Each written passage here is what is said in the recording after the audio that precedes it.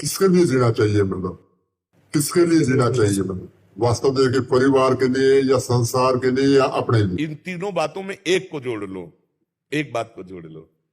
आपका जीवन किसके लिए है, हमको ये आप पहले उत्तर दे तो हम आपको फटाक से उत्तर दे देते हैं। आपका जीवन किसके लिए है? इसका तो मालूम नहीं महाराज। हाँ, इसीलिए आप समझ नहीं पाए। तीनों बातें एक है।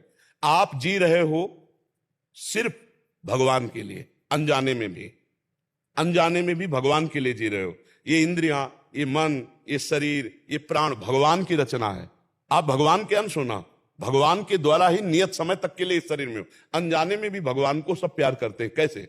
जैसे इनके अंदर भगवान बैठे हुए हैं, ये तुम नहीं जान पा रहे हो। ये तुम्हारी पत्नी कौन है, पूर्व जन्म में कौन थी? तुम्हारी बेटी कौन थी?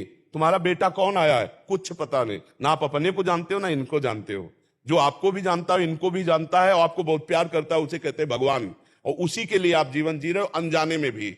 अनजाने में अपने को जीवन में कि मेरे पत्नी है, मेरा बच्चा है, मेरा बेटा है, मेरा परिवार, मैं जो ये मैं है वो श्री कृष्ण है, वही भगवान है जिसे तुम जान नहीं पा रहे हो। ये तुम नहीं हो, ये तुम्हारा ढांचा है। मानते हो कि नहीं?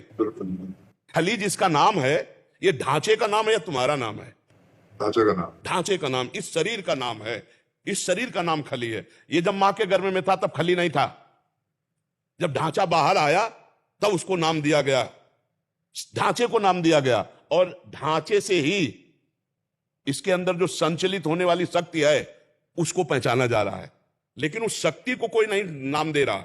जो खली के अंदर पावर है, जो खली के अंदर ईश्वर है, उसको कोई नहीं देख रहा, उसको ज्ञानी देखता है। तुम उसी को प्यार करते हो। शरीर को प्यार करते हो इसलिए कि शरीर के अंदर वो शक्ति विराजमान है। नहीं तो अभी कह दिया जाए कि तुम्हारे पूरे जीवन का नाश हो जाएगा इतने से, तो इतना कटवाने में देर नहीं लगेगी, पैसा दे के कटवा दोगे। मतलब शरीर से भी प्रिय प्राण, प्राण से भी प्रिय आत्मा, और जैसे आत्मा कहते हैं उसे परमात्मा कहते हैं। और वही इनमें विराजमान, इनमें विराजमान, इनमें विराजमान। पावर वही भगवान का है। तो तुम अनजाने में भी भगवान से प्यार करो। अगर जान के प्यार कर लो तो जीवन मुक्त हो जाओ। अब वही भगवान तुम्हें शरीर जैसे प्रिय और पोषणकारी दिया है। तुम्हारा अधिकार शरीर को नष्ट करने का नहीं है भला? ना भारतीय और ना भागवतिक। अभी कानूनी कार्रवाई में आपको केवल यह साबित हो जाए कि आप अपने शरीर को नष्ट करना चाहते हैं तो आपको सजा हो जाएगी कि नहीं हो जाएगी? तो मतलब इस शरीर पर आपका अधिकार नहीं है। जीने का अधिकार है। खाओ पियो मौज करो, इसको नष्ट नहीं कर सकते। ये सरकारी है, भारतीय भी और भागवतिक भी। इसका मतलब भगवान की सत्ता। तो ये आप इनसे व्यवहार कर सकते हो, प्यार कर सकते हो, इनको सुख पहुंचा सकते हो, लेकिन नष्ट करने का अधिकार नहीं है। नहीं, आपको जेल हो जाएगी। ये सरकारी है ना? सरकारी, भागवतिक भी और कानूनी भी। मतलब टोटल अगर हम हिसाब में जाएं तो हम भगवान के लिए जी रहे हैं। अगर हम जान ले इस बात को तो मस्त हो जाएंगे। और नहीं जान पा रहे, इसलिए अहंकार की दशा में हम संसारिक जीवन जी रहे हैं। नहीं, भागवतिक जीवन है। ये भगवान गोद में बैठा है। जो लाला मूर्ति में लिए रहते ना, ये वही लाला है। पहचान लो, बस समझ में आ जाएगा। वही श्री कृष्ण तुम्हारी गोद में बैठा है। वही जगदम्बा तुम्हारी पत्नी के अंदर भी वही शक्तिमान विराजमान है। पत्नी का रोल करने वाली वही आद्या शक्ति, कोई दूसरा नहीं है। जो तुम्हारे अंदर बैठा हुआ महाबल वो भगवान ही है, दूसरा कोई नहीं। अनजाने में भी हम उसी का आदर कर रहे हैं। महाराज जी, मेरा क्वेश्चन है कि जैसे हम लोग परिवार के लिए दिन रात मेहनत करते हैं। हम जैसे बोला ना अभी कि भी आप 1000 बार नाम लो, तो सुबह से शाम को लेट सोते हैं, सोचते भी ये काम निपटाइए, वो निपटाइए। सुबह होता है यार उठिए और जिम लगाइए फटाफट हो भी। मतलब मैं ये सोचता कि किसके लिए हम कर रहे हैं, मतलब कभी अपने। अगर आप सत्संग कभी सुने हो, हमने कहा कि सारा समय का कार्य भगवान को समर्पित कर दो तो भजन बन जाएगा।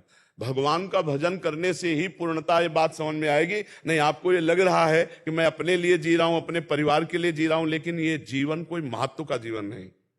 इसका कोई महत्व नहीं है। भजन नहीं हुआ जीवन में, ध्यान रखना। जब तुम जाओगे तो अकेले जाओगे यहां से, ना ये शरीर जाएगा ना परिवार का कोई जाएगा। और अगर भजन नहीं है तो यहाँ का जिम और यहाँ का तुम्हारा सारा नाम और यहाँ का बैंक बैलेंस, एक पैसा तुम्हारे साथ नहीं जाएगा। पत्नी सद्भावना कर सकती, साथ नहीं जा सकती। बेटे तुम्हारे लिए आंसू बहा सकते, साथ नहीं जाएंगे। अभी आप जो जीवन दे रहे हो वो जाने में भगवान को ही दे रहे हो। परिवार को मत मानो, ये भगवान के ही सदस्य हैं। तुम इनको नहीं जानते हो। ये आए, हम वही समझाना चाहते तुम्हें कि तुम कह रहे हो कि हम दिन भर लगे हुए हैं परिवार के लिए, तो हम अपने लिए लगे हैं या परिवार के लिए लगे हुए? नहीं, आप भगवान के लिए लगे हो, ये बात मान लो। अभी आप अपने लिए मानते हो, अपने परिवार के लिए मानते हो, इसलिए थोड़ा बोझा सा भी लगता है। नहीं लगता है बोझा सा? कुमार जी, कितना सरल करूं? शब्दों में कहें कि जैसे हम चल रहे हैं, जी, परिवार के लिए कमा रहे हैं, सब कुछ कर रहे हैं, अपनों को भी देख रहे हैं क्योंकि व्यवहार में हमारे जी, तो इसी को कैसे माने कि भगवान का है?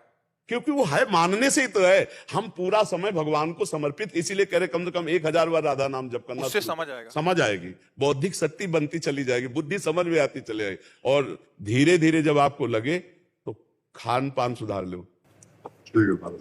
धीरे धीरे लगे। हम इसीलिए पिछली बार कुछ बोले नहीं थे और इस बार कुछ बोल रहे हैं, अभी पूरा ब्रेक नहीं मार रहे।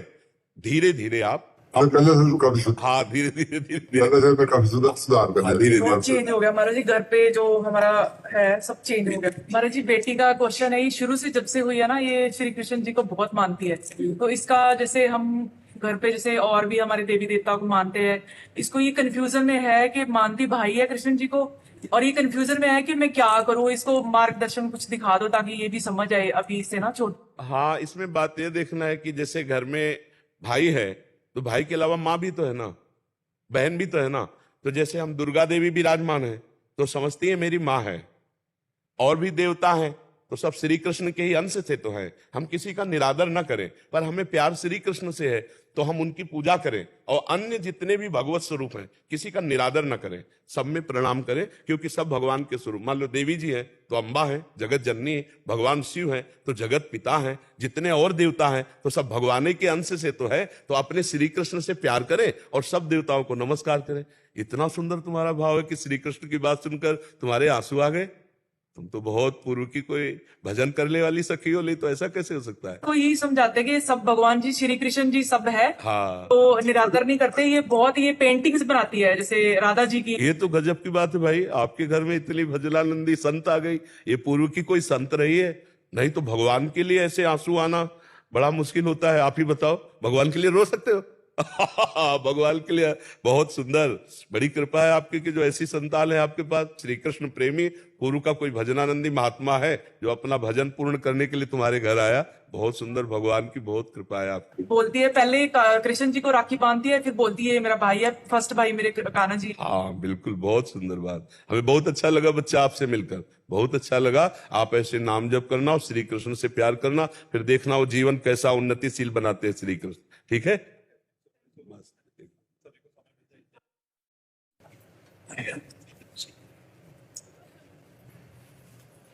धन्यवाद।